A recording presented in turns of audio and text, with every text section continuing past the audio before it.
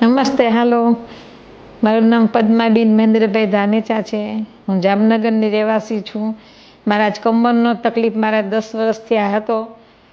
મને જય સાહેબનો કોન્ટેક થયો એટલે અમે અહીંયા રાજકોટ આવ્યા છીએ, ક્રાસ્ટ હોસ્પિટલમાં આવ્યા છીએ અને મને બધું સરસ સાહેબે સમજાવ્યું. તેથી મને સર્જરીનો એને નિર્ણય આપ્યો એટલે અમે અહીંયા એને સર્જરી કરાવવા માટે સાહેબ પાસે આવ્યા છીએ.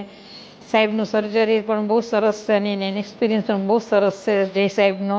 તેથી મારું સર્જરી થઈ ગયું. હું ચાલી નહોતી શકતી 10 વર્ષ થયા.